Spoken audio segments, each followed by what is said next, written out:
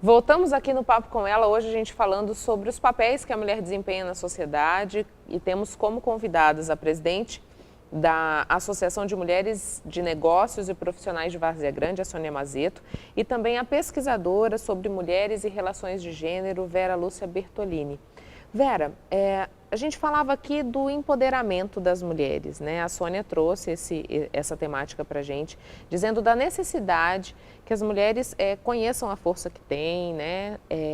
Como você vê esse processo, né? De que forma essas mulheres vão conseguir ter acesso ao verdadeiro empoderamento? Por onde ele passa?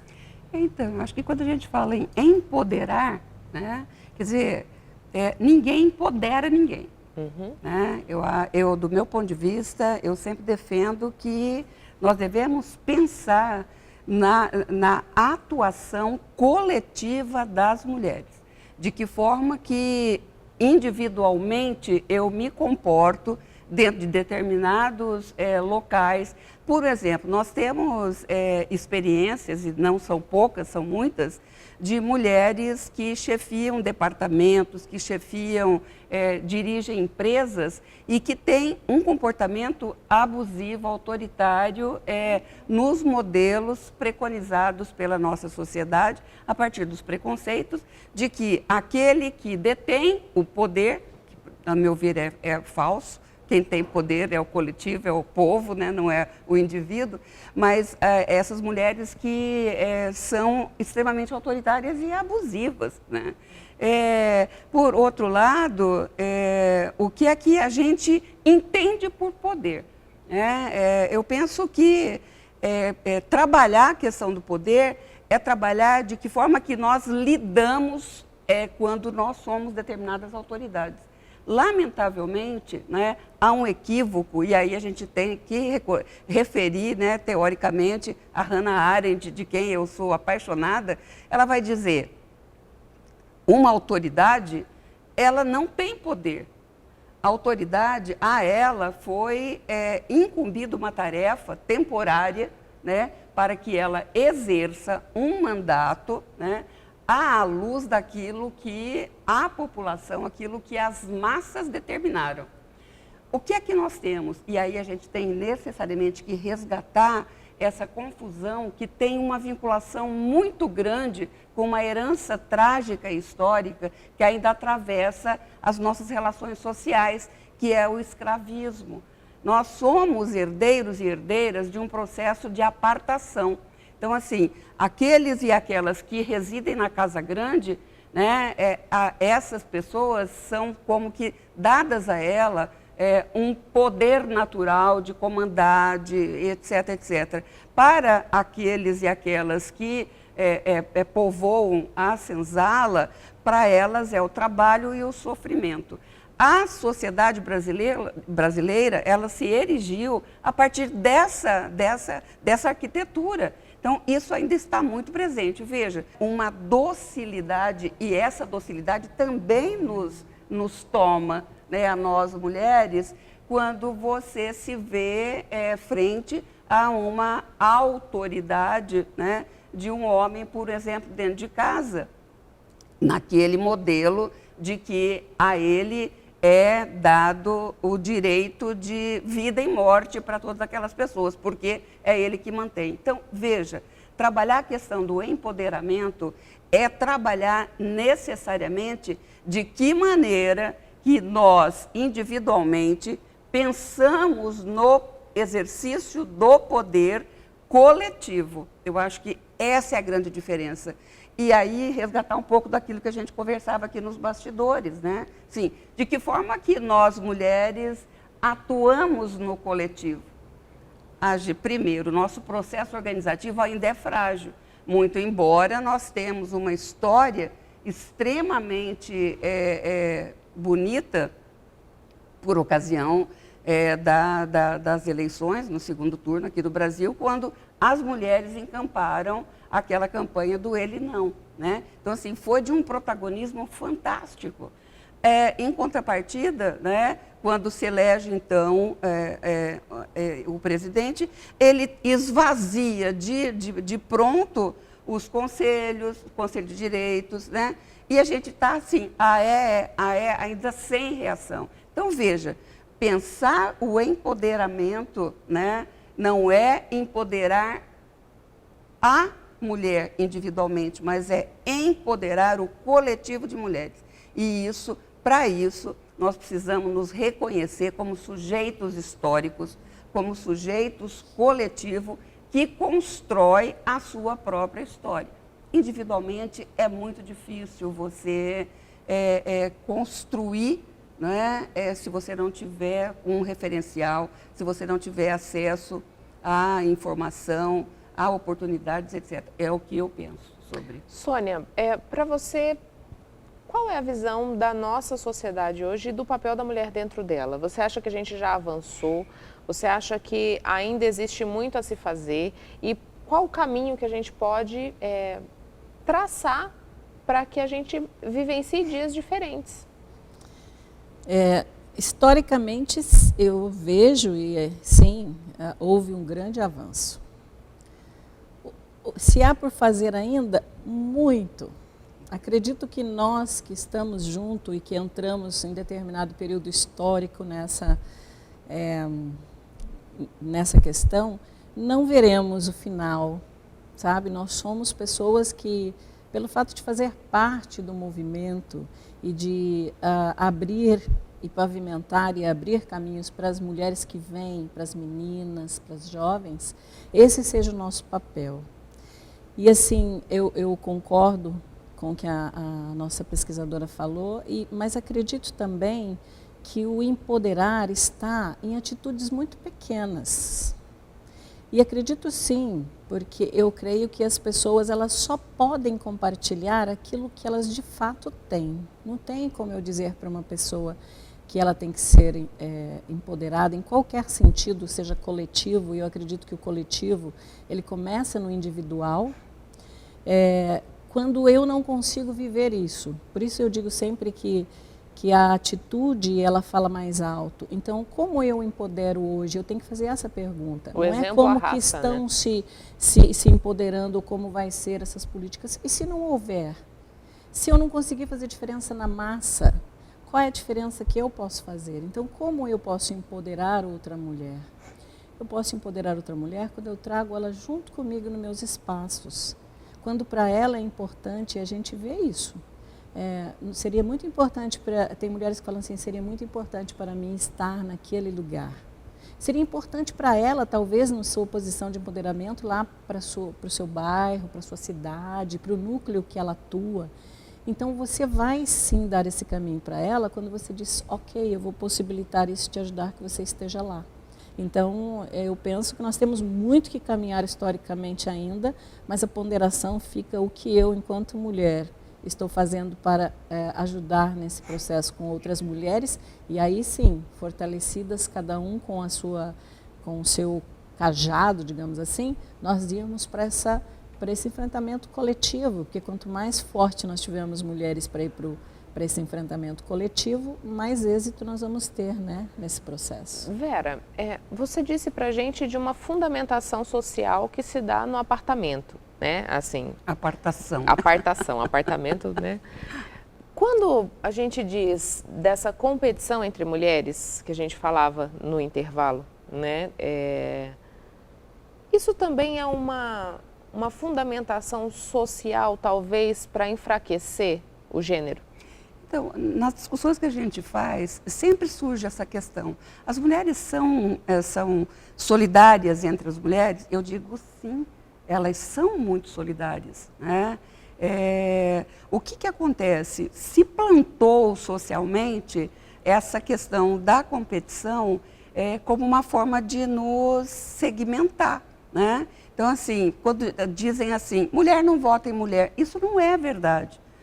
Eu acho que a gente tem algumas imagens, né, que foram construídas socialmente, mais como um mecanismo de fragilização do processo coletivo de nós mulheres e nossas organizações, do que daquilo que realmente acontece. Quando você diz, né, sobre empoderar as mulheres no individual, também me ocorre essa questão: como é que nós nos relacionamos com as nossas colaboradoras domésticas, por um exemplo? Nós temos mulheres com discursos fantásticos do ponto de vista político, mas que estigmatiza, que não permite que aquela que ajuda na sua casa sente à mesa e compartilhe da refeição, porque ela é a empregada, ela, enfim, né? Ainda aquela exigência, que eu acho uma loucura aquilo, de as mulheres levarem a babá, né, quase sempre negra, vestida, diferenciada, com roupinha branca, empurrando o carro do bebê, né, como uma forma, inclusive, de separar. Essa aqui não é da família, ela é a cuidadora. Então, assim, temos mulheres e mulheres, né, nesse sentido. Portanto, eu acho que há que se ter cautela ao reforçar essa máxima, que eu diria, uma filosofia de boteco, né, que vai dizer de que nós, mulheres, não somos cooperativas no coletivo, né? É preciso a gente ilustrar com exemplos, né, e são vários, de que nós somos solidárias, nós nos confraternizamos, nós competimos também. Isso é do espírito do tipo de sociedade concorrencial da qual nós fazemos parte, né? Agora, estabelecer isso como uma máxima, né, que habita as nossas relações, eu discordo. Mas não deveria, então, dentro desse processo de pesquisa que você está colocando, então os fatos não deveriam ser diferentes? Não, já que a maior parte da população são mulheres, mais de 50%, então não deveriam ser mais mulheres na política, mais mulheres nessa hora que o povo vai votar, que ainda é mais homens e a maioria que vota são mulheres? Nós temos um modelo, e é aquilo que a gente já falou aqui, nós temos um modelo masculinizante de exercício do poder, né? Então, nós ainda somos herdeiras daquele processo de que o pai ou o marido, ele entrega o rascunhozinho do dia da eleição e vai dizer: vote nesse fulano. Esse fulano e ainda nós temos um modelo de exercício da política extremamente perverso, porque para você acessar a um determinado, de você ser uma representante da população, né, como mulher, você ainda tem a maridocracia, o paitocracia, você ainda arrasta o nome da família, que invariavelmente é herdeira, não é, da Casa Grande. As mulheres de classes populares, elas ainda não são aceitas para se inserir no mundo da política. Eu falo de dentro de um partido que é tido como um partido de esquerda, do qual eu pertenço. Também ali a gente tem essa questão, né, de você, claro, ali, né? Mas isso é o resultado de uma prática política extremamente perversa. Só vai ter acesso à ocupação de uma representação política aquele que tiver um sobrenome, que resgata uma história, aquele que é o tem perigo, poderio né? econômico. O perigo é que as mulheres continuam pedindo licença para. Então, porque quando fala que as mulheres, se elas são se elas são sensíveis, se elas pensam, se elas são solidárias até quando não chega uma imposição. Aí ela vai para a imposição e deixa de ser solidária. É o nível de consciência da subalternidade. Então, por isso que eu digo, empoderar não é empoderar o individual, é o empoderamento coletivo, é a mudança de percepção que nós temos sobre nós mesmas. Mas isso não passaria por esse individual? Sim, mas... Porque, por exemplo, eu fui dar uma palestra nessa campanha passada, eu acho que foi a que mais dei palestra, porque eu não era filiada a nenhum partido. Então, quando você não é, você transita. E eu fui dar uma palestra no Partido da Mulher Brasileira. PMB. Uhum. E aí, quando a gente estava lá nas discussões e conversando e tal, antes, eu sempre olho os comportamentos das mulheres, entendeu? Como elas estão diante da situação, se elas se calam quando há uma fala mais enrijecida do homem. E aí, quando eu estava lá na minha fala, eu perguntei, eu quero Cadê a presidente do partido? Porque Levantou pela o nome. lógica, eu entendo, o Partido da Mulher Brasileira, você colocar um homem, se entende e se fala aí já de uma maneira inconsciente de que não existe mulheres qualificadas para ser presidente do Partido das Mulheres.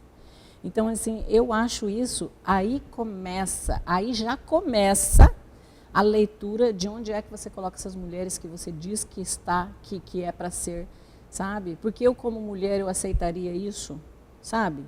Qual é a minha postura como mulher diante dessas situações? Enquanto nós não tomarmos posse de ser essas mulheres que a gente tem que ter certeza que nós somos, qualificadas, com argumentação à altura, que não perdem nada. Eu conheço vereadoras, sumidades de mulheres que realmente são sérias, que estudam, e chegam lá outras pessoas que é só no blá, blá, blá e acabam sendo mais.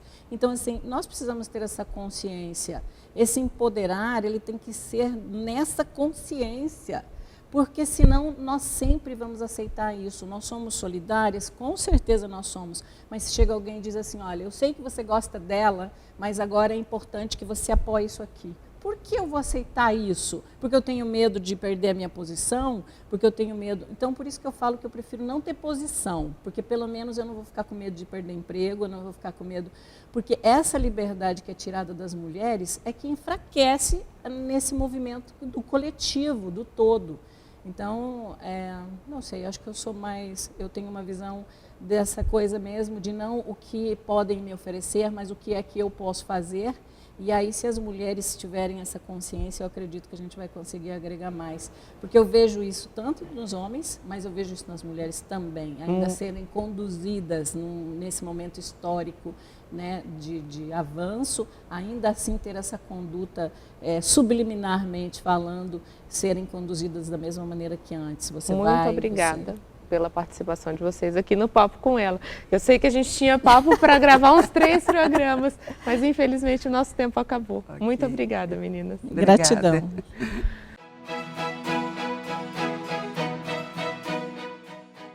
Chegou a hora da dica literária. O livro destaque de hoje é O Pantanimais, do autor Alexandre Azevedo.